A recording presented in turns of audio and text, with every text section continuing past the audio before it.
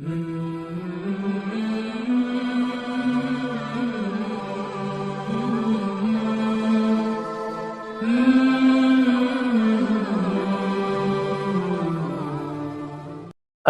للہ وکفا والصلاة والسلام علی عبادہ الذین اصطفیٰ خصوصاً علی خاتم النبیین محمد الامین وعلی آلہ وصحبہ اجمعین اما بعد فاعوذ باللہ من الشیطان الرجیم بسم اللہ الرحمن الرحیم وَيَقُولُ الَّذِينَ كَفَرُوا لَوْلَا أُنزِلَ عَلَيْهِ آيَةٌ مِّن رَّبِّهِ قُلْ إِنَّ اللَّهَ يُضِلُّ مَن يَشَاءُ وَيَهْدِي إِلَيْهِ مَنْ أَنَابَ صدق اللہ العظیم۔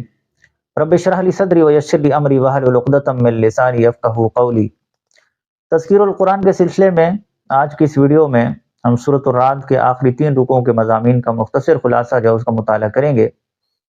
رکوع نمبر 4 جو ہے یہ آیت نمبر 27 سے لے کر آیت نمبر 31 تک ہے، اور اس رکوع میں بیان کیا گیا کہ دلوں کو اطمینان اللہ کے ذکر سے ہوتا ہے۔ اس سے جو سکون ملتا ہے وہ سکون مادی نعمتوں سے حاصل نہیں ہوتا۔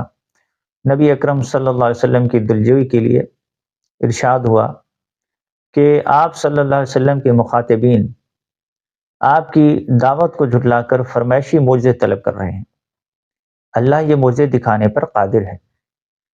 ایسا بھی ممکن ہے کہ اس قرآن کی تاثیر سے پہاڑ حرکت میں آ جائیں، زمین کے ٹکڑے ہو جائیں اور مردہ لوگ زندہ ہو کر گفتگو کرنے لگیں، لیکن اللہ ایسے معجزے دکھا کر زبردستی لوگوں کو ہدایت پر نہیں لائے گا۔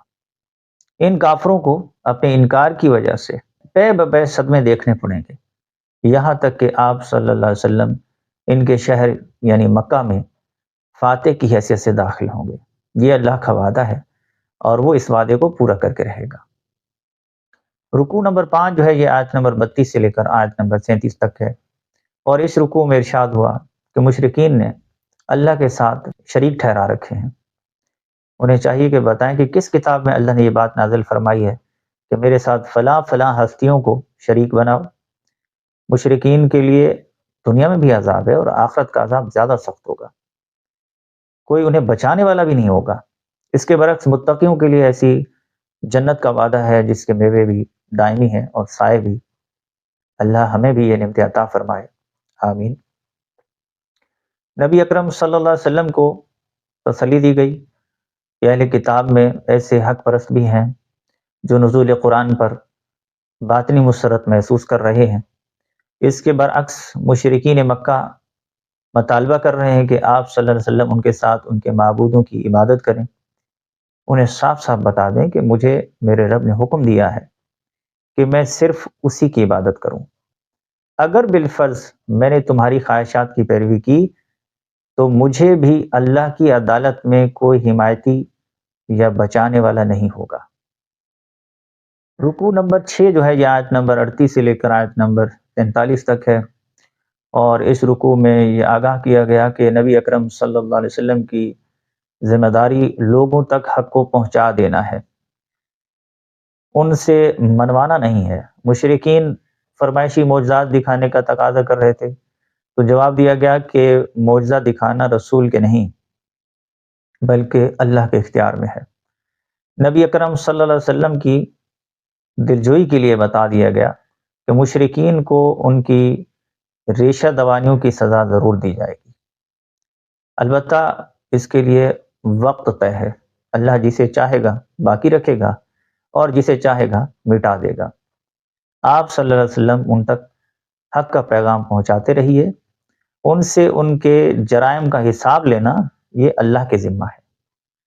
دشمنان حق کو خبردار کر دیا گیا کہ ان کے گرد زمین تنگ ہو رہی ہے، اسلام قبول کرنے والے بڑھتے جا رہے ہیں اور دشمنان اسلام کے اثرات گھٹتے جا رہے ہیں، اور تاریخ شاہد ہے کہ ماضی میں بھی حق کے دشمنوں کا برا انجام ہوا، ان کی سازشیں ناکام ہوئیں، وہ دنیا میں رسوا ہوئے اور آخرت میں بھی انجام بد سے دوچار ہوں گے۔